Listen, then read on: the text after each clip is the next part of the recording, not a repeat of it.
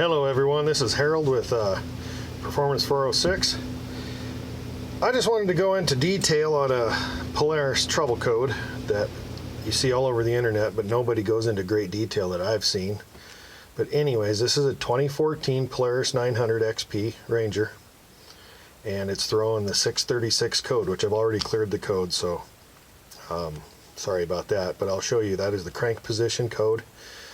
Most of the time it is not your crank position sensor, I have found out. It is your harness or your plug, usually your plug.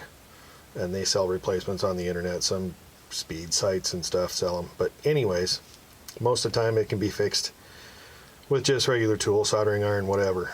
Anyways, go into detail here. This is, like I said, a 2014 900. If you go in here, you can see we've been running it at 172 degrees.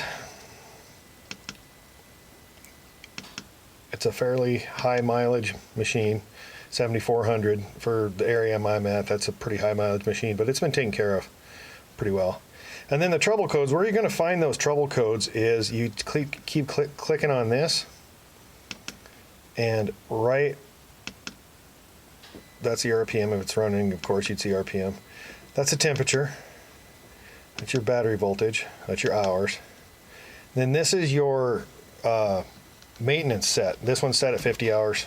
I don't know why, but it is.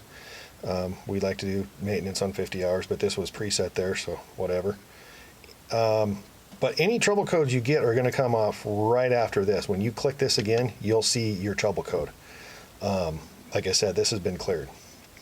But anyways, I'm going to start it up, and I'm going to show you the wiring harness that has already been all taken apart and torn down, and then we're going to shut it off with the wiring harness, and I'll explain a little more to you.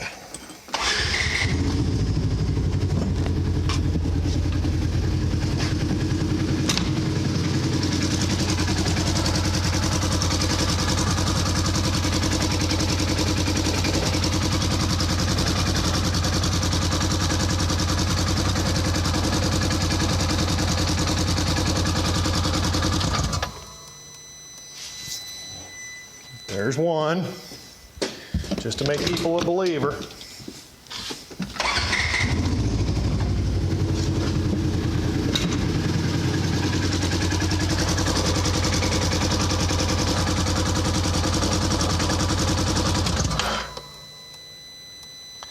So the short is down in here somewhere. This is your crank position sensor cord wiring. This was all in a harness with the factory loom and stuff. You can see I've pulled all this off and undone it. But this goes over to your crank position sensor. We've already went through the harness, or the harness plug and everything on that side, so we knew it wasn't that. And a lot of people get in here and they'll see this bare wire and they'll freak out. They'll, oh my Lord, what is this? Well, what this is, that's a signal wire, I do believe. These other two wires come off the position sensor, and then this is just, it's the way the factory does it. And you can see this blue here, that's a tinfoil coating, and they say that actually blocks signal from other wires, so it doesn't interfere with the, because these sensors literally run off ohms, and they don't want anything to interfere. So if you do take these back apart, I actually use a tinfoil tape on these before I redo all the harness. You want to put some kind of tinfoil back in there, just to keep it up to, you know, what the factory intended. But we'll pause it, I'll cut into this, and we'll see what we find. Okay, real quick here, this is what I was talking about. It actually threw the code when I pulled that wire back apart. There's your mileage, there's your trip, there's your RPM, there's your engine temp, voltage, hours, hour service interval, and then if you click that and you see check engine, the P is just park. But if you see check engine, that means you got a code, and you just hold this button down for a few seconds and it'll pop it up. See, you got the 636-2 code, which if you look that code up, that is a crank position sensor, which it's the crank position wiring, so that makes sense. Anyways, let's take that harness back apart and or farther down, and I'll let you know what it looks like. Okay, so I just wanted to show you, we found the problem. And this is crude, it's not put back together yet, so don't burn me down on the internet. we were checking wires down. We used splicer wires here. And this, splicer wires here, and this is the crank position sensor. If you follow it down, you can see, and this is from the factory.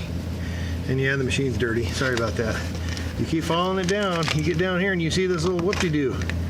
It's like a 360-degree whoop-de-doo in the wiring. That is from the factory like that. And right there, that's our problem. Guaranteed. I've actually seen this before in Polaris wiring harnesses, not this far into the machine, but I have seen this, and right there where it makes that loop is where it's broke. Just the vibration gets to it, and it's stretched there from the factory. So whoever's putting these harnesses together, or the machine, had a bad day and just did a wrong loop there. But anyways, that's pretty much what you can get into with the Polaris 636 trouble code. So very, very seldom is it the actual sensor itself. But the sensors are cheap, so if you want to just, you know, if you want to just make sure that it's not that, just go buy a sensor, and then when that doesn't work, you look for something like this, or chafe through wires. In fact, this right here, in this wire, this was actually starting to chafe right here. I actually cut into it because I wanted to see if it was totally broke, but we'll go ahead and probably start right here and replace these wires with solder connections and back up to here where these jumper wires are, and then rewrap this loom and make everything look good. And we'll probably just cut this out and resolder these connections a little shorter and make sure it's straight, and then replace the wiring. And if you're going to replace the wiring, the gauge is pretty critical on these because, like I said, they go off ohm readings to fire the motor for the ECU. But even if you do have not exactly the same size, use copper wire. Don't use an aluminum wire or something like that. It'll mess things all up. While it'll probably still run, it just probably won't perform as good. You won't get the mileage and all that stuff. So anyways, we're gonna fix this right here, and hopefully they can get another 7,000 miles out of this bad boy. Thanks for watching. Hope this helps.